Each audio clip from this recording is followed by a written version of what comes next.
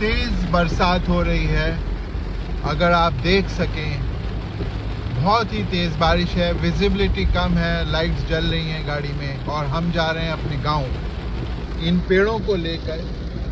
ये चौसे के पेड़ हैं जिनकी उम्र 100 साल तक होती है, 100 साल से भी ज़्यादा होती है और ये एक विशाल काय दरख्त बन जाते हैं, पेड़ बन जाते हैं। 100 साल तक ये आपको फल देते हैं। बरसात का और पेड़ों का रिश्ता पुराना है।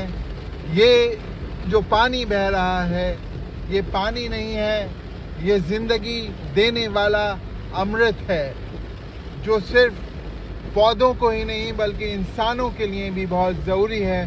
बिना इसके जीवन नहीं रह सकता। तो इस बारिश का मज़ा लीजिए, इसको एंजॉय कीजिए और ऊपर वाले का, ईश्वर का, भगवान का, अल्लाह का शुक्र अदा कीजिए कि उसने आपको बहुत कुछ दिया है। ये पानी दिया, ये पेड़ दिए, ये पर्वत दिए, ये ज़मीन दी और सिर्फ शुक्र हमें उसका करना चाहिए हर हाल में। ये खूबसूरत नज़ारा देखने को बन रहा है, देखें। और मैं एक पेड़ों का ये बोऊंगा और इस पेड़ की लाइफ जो है करीब 100 साल है। 100 साल तक ये हज़ारों लाखों पेटियां आम देंगे अपने जीवन में। पेड़ से हमें कुछ सीखना चाहिए। पेड़ सिर्फ देता है, आप देखें, हमसे कुछ नहीं लेता। एक बार हमने इसको बो दिया तो ये छाएं देगा, ये ऑक्सीजन देगा, ये फल देगा। तो इंसान को भी कोशिश करनी चाहिए कि बिना किसी उम्मीद के, बिना किसी गर्ज के वो भी अपने जीवन को इन पेड़ों की तरह बनाए देने वाला। बरसात का मौसम और मतलब पेड़ लगाने का मौसम। और ये देखिए हम पेड़ लगा रहे हैं रईस भाई इस बरसात के अंदर। और ये चारों तरफ से ये एक पेड़ इन्होंने गड्ढा पहले से कर रखा था रईस भाई ने, और ये अब इन्होंने इसको चौसे का ये पेड़ लगा दिया। और ये पेड़ करीब 100 साल के लिए अब तैयार हो गया है। ये 100 साल लगभग, कहा जाता है कि दादा बोए और पोता बढ़ते पेड़ के लिए चौसे के ये है, क्योंकि ये 100 साल तक ये फल देता है और काफ़ी लेट आता है। तो इसलिए इसके लिए मशहूर है कि दादा बोए और पोता बढ़ते। तो ये रईस भाई लगा रहे हैं इस बरसात में। देखिए पूरा जंगल हो रहा है चारों तरफ हमारे बाग के। ये पॉपुलर के पेड़ हैं और बहुत ही खूबसूरत और मज़ेदार समा है। ये देखिए, और जब एक बहुत अच्छे हाथों से पेड़ लग जाए तो वो उसकी उम्र भी लंबी होती है और वो फल भी बहुत अच्छा देता है। तो रईस भाई एक बहुत नेक और सज्जन आदमी है, इनके हाथों से ये लग रहा है। तो इंशाल्लाह ये बहुत पेड़ लंबा चलेगा और बहुत फल देगा। भाई ये जो आपने खड्डे खोद दिए थे उसकी वजह से ये अपना बिल्कुल फर्स्ट क्लास। हाँ, शुक्रिया आपका बहुत बहुत। यहीं जाम हो जाएंगे, ये यहीं जाम हो जाएंगे, है ना? ये तो तुम्हारे समझो पेड़ हो गए। हाँ, हो गए पेड़ है इंशाल्लाह। ना। यहाँ बकरी आ रही, ना यहाँ बकरी आई। और ये देखें प्लांटेशन चल रहा है और बारिश का टाइम जो है अगस्त, जुलाई अगस्त प्लांटेशन के लिए सबसे बेस्ट माना जाता है। इस टाइम अगर आप किसी कमज़ोर प्लांट को भी बो देंगे तो वो भी ताकतवर और तंदुरुस्त हो जाएगा, वो भी पनप जाएगा। तो ये टाइम हमें प्लांटेशन के लिए मिस नहीं करना चाहिए। बेस्ट टाइम है प्लांट्स का के लिए, बोने के लिए। और मैं ये समझता हूँ कि जितना एक किसान एनवायरनमेंट को अच्छा कर रहा है, इतना कोई और नहीं कर रहा। अपनी ज़िंदगी में वो हज़ारों पेड़ बो देता है, हज़ारों पेड़ उसके हाथ से बोए जाते हैं जो आपके पर्यावरण को सही रखते हैं। तो और जो पर्यावरण में सबसे योगदान अगर किसी का है तो वो किसान का है, जो बरसात को नहीं देखता, गर्मी को नहीं देखता, सर्दी को नहीं देखता और अपने पेड़ों को वो बचाता है, बोता है ठंड से, पाले से, गर्मी से, और फिर आपको शुद्ध हवा मिलती है। इस टाइम जहाँ मैं खड़ा हूँ, यहाँ की AQI अगर आप नापते हैं तो वो 1 या 2 होगी, क्योंकि चारों तरफ से एक पेड़ों से घिरा हुआ है। यहाँ की AQI, जब लोग AQI के लिए तरसते हैं कि अच्छी हो जाए, तब यहाँ पर किसान द्वारा जो हवा है वो शुद्ध लोगों को मिल रही है। और सबसे बड़ा योगदान किसान का है, जो अपने आप को ही नहीं बल्कि दूसरों को भी अच्छी हवा दे रहा है। बलजीत भाई हैं, ये घर बना रहे हैं। तो मैंने इनसे कहा कि कन्नी बसूली जो होती है, कन्नी ये है जिससे ये काम कर रहे हैं, और बसूली एक और होता है यंत्र इनका जिससे मकान बनाते हैं। तो कहावत ये है कि कन्नी और बसूली अगर जहाँ घुस जाती है वो फिर निकलती नहीं है, ये एक कहावत है। तो बलजीत भाई इसके ऊपर एक और बता रहे हैं। क्या बता रहे हैं आप? स्त्री और मिस्त्री, हाँ, ये बागे घर तो बहुत बड़ी मुश्किल से निकला है, बड़े मुश्किल से निकलते हैं। और कन्नी तो ये है, और बसूली का है, बसूली कहाँ है? दिखाइए, बसूली भी दिखाइए, बसूली दिखाइए बलजीत भाई। कन्नी और बसूली अगर एक बार आपने घर के अंदर बढ़ गई तो फिर जो है ये बहुत मुश्किल से निकलती है। एक बार एक जज साहब थे, हेलो, बसूली देखिए ये है जी, ये है, और कन्नी ये है जी। तो एक बार एक जज साहब थे, तो उनके पास एक मुलजिम आया। तो उन्होंने कहा कि भाई उस पे कोई वो होता है कि कोई मतलब ग्रंथ होता है, उस पे हाथ रख के करो। तो उन्होंने कहा मैं कोई इसी ग्रंथ पे नहीं रखूंगा, मुझे तो कन्नी बसूली दे दो। और कन्नी बसूली की कसम उन्होंने लपेट के दे दिया। तो उन्होंने कहा कि मैं कन्नी बसूली की कसम खा के कहता हूँ, जो कहूँगा सच कहूँगा। तो उन्होंने कहा कि आप ग्रंथ की जगह कन्नी बसूली क्यों कह रहे हैं? क्यों बोले? इसलिए कह रहा हूँ कि तुम्हारे घर में घुस जाइए। हाँ, कि ये तुम्हारे घर में घुस जाए, क्योंकि मैं झूठा बता रहा हूँ। तो ये तुम्हारे घर में घुस जाए, क्योंकि एक बार घुस गई तो फिर तुम्हें बर्बाद कर देगी। जज साहब ये, हेलो, निकल लेगी नहीं आसान, बिल्कुल, ये तुम्हारे घर में गुजर जाए। हाँ, तो बहुत मालदार हूँ, बस सोना चांदी बहुत है। हाँ, तो पड़ोस में लड़ाई हो गई। हाँ, उसकी पड़ोस ने कही, हाँ, कि तेरे घर में आज मिस्त्री बढ़ जा। हाँ, तेरे छम को खुट ले जाएगी, खुट ले जाएगी, ये खुट ले जाएगी तेरे छम को। हाँ, वो कह ले जाएगी जब खुट करवाए शुरू करी ना। हाँ, छम को लेके सोना चांदी को। अच्छा मजाक की बात थी, लेकिन कन्नी बसूली के बगैर आपको एक आसरा, एक घर, एक ठिकाना जहाँ पर आप अपनी सारी तकलीफें, सारे गमों को भूल कर आराम करें, वो ये कन्नी वसूली ही देती है। ये बहुत बड़ी चीज़ है। और ये लोग जो आप काम करते हैं वो बहुत बड़ा काम करते हैं, मेहनत का काम है। तो हमें इनकी कदर करनी चाहिए।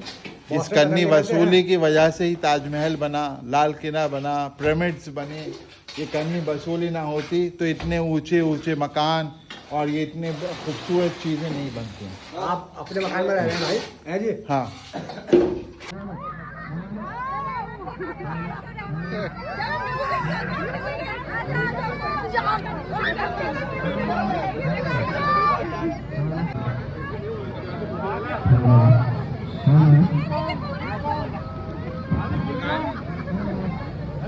Hello hello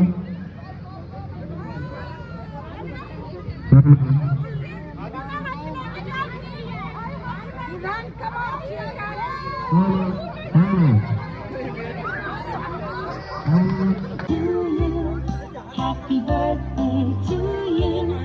Happy birthday, happy birthday, happy birthday to you.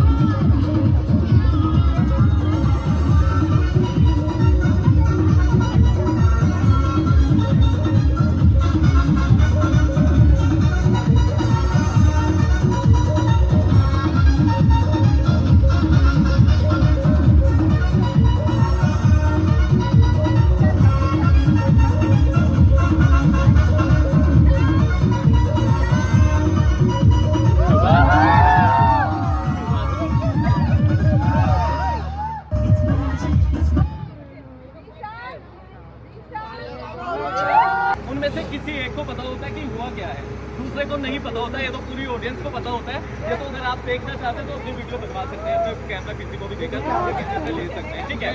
और जैसे कि मैंने हम लोग यहाँ पर आए हैं बर्थडे पार्टी में, तो बर्थडे पार्टी में केक कटिंग भी कट चुका है, ठीक है, कट चुका है, सब लोग खा भी चुके हैं। बट एक केक है मैजिकल केक, इनविजिबल है, जो कि मैं लेकर आया हूँ, ठीक है सर। वो केक आप दोनों को लेकर आना है, बट उस केक तक जाने के लिए एक कंडीशन है कि वहाँ तक ना कुछ स्टेयर्स है, टोटल 10 स्टेयर्स है, जो कि आपको नीचे की साइड उतर जाना है सर। उसके बाद जैसे कि मैंने बोला था कि टोटल 10 स्टेयर्स है, तो आपको ना वो स्टेयर्स उतरना है बिना बॉडी को मूव किए। आप जहाँ पर खड़े रहिए, हिलना नहीं है और आईज ओपन नहीं करना, बस माइंड से फील करना है कि आप लोग स्टेयर्स उतर चुके हैं, ठीक है।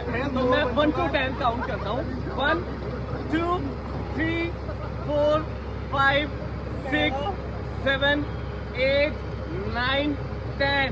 Now open your eyes sir, आंखें खोल सकते हैं आप लोग सर। इसके बाद आप दोनों को आपकी बॉडी पर कहीं पर भी कोई टच, वाइब्रेशन, सेंसेशन जैसा कुछ भी फील होता है, अगर मैं पूछता हूँ कि फील हुआ तो आपको ऐसे आंसर करना है, नहीं हुआ तो ऐसे बोलकर आंसर नहीं करना, वर्बली बिल्कुल आंसर नहीं करना, ठीक है। चलिए बोलना नहीं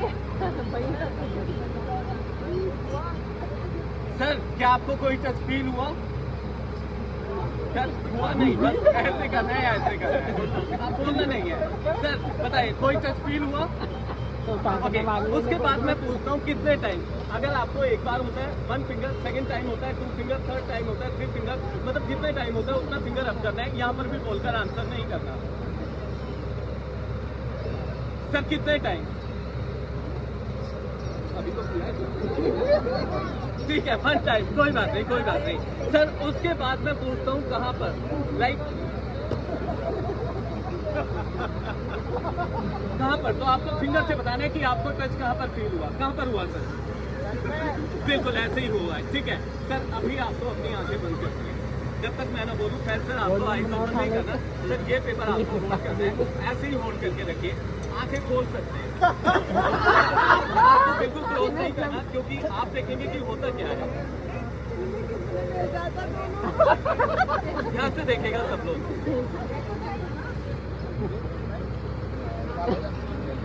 बोलना नहीं है बिल्कुल भी, ठीक है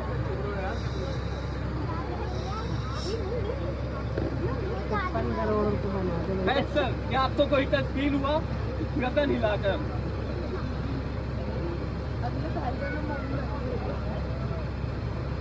सर। कितने टाइम? फिंगर से आंसर कीजिए। ओके लास्ट सर, एक बार फिंगर से बताइए टच कहाँ पर फील हुआ?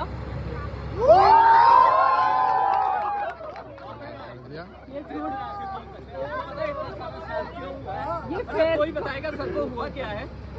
ये फेस को तुमने वो बना लिया अपना। मैंने बताया था कि मैं एक दूसरे में चेंज करने वाला हूँ, मीन्स मैं इनको कुछ भी करूंगा तो फील आपको होगा, वही मैंने यहाँ पर किया है। Thank you sir. सर उसके बाद जैसे कि मैंने बोला था कि टोटल 10 स्टेयर्स है, तो आपको ना वो स्टेयर्स उतरना है बिना बॉडी को मूव किए। आप जहाँ पर खड़े रहिए, हिलना नहीं है और आईज ओपन नहीं करना, बस माइंड से फील करना है कि आप लोग स्टेयर्स उतर चुके हैं, ठीक है। तो मैं 1 to 10 काउंट करता हूँ, 1 2 3 4 5 6 7 8 9 10।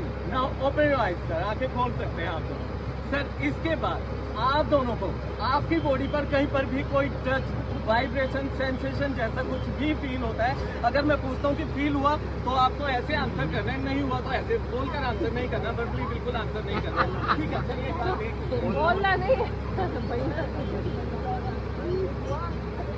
सर, क्या आपको कोई टच फील हुआ?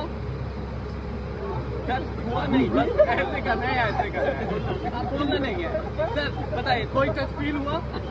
ओके, उसके बाद मैं पूछता हूँ कितने टाइम, अगर आपको एक बार होता है 1 फिंगर, सेकंड टाइम होता है 2 फिंगर, थर्ड टाइम होता है 3 फिंगर, मतलब जितने टाइम होता है उतना फिंगर अप करना है, यहाँ पर भी बोलकर आंसर नहीं करना सर। कितने टाइम? अभी तो किया है, ठीक है 1 टाइम, कोई बात नहीं, कोई बात नहीं सर। उसके बाद मैं पूछता हूँ कहाँ पर, लाइक कहाँ पर, तो आपको फिंगर से बताना है कि आपको टच कहाँ पर फील हुआ, कहाँ पर हुआ सर? बिल्कुल ऐसे ही हुआ है, ठीक है सर। अभी आपको अपनी आंखें बंद करनी है जब तक मैं ना बोलूँ। खैर सर आपको आई ओपन नहीं करना सर, ये पेपर आपको होल्ड करना है, ऐसे ही होल्ड करके रखिए। आंखें खोल सकते हैं, आपको बिल्कुल क्लोज नहीं करना, क्योंकि आप देखेंगे कि होता क्या है। ध्यान से देखेगा सब लोग। सर बोलना नहीं है बिल्कुल भी, ठीक है।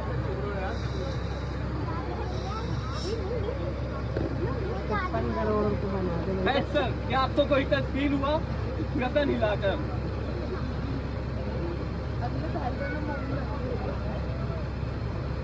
सर कितने टाइम फिंगर से आंसर कीजिए।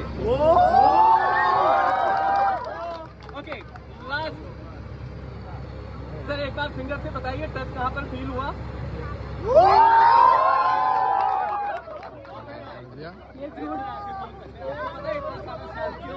ये सर, फेस कोई बताएगा सर को हुआ क्या है? ये फेस को तुमने वो बना लिया अपना। मैंने बताया था कि मैं एक दूसरे में चेंज करने वाला हूँ। मीन्स मैं इनको कुछ भी करूंगा तो फील आपको होगा, वही मैंने यहाँ पर किया है। Thank you sir.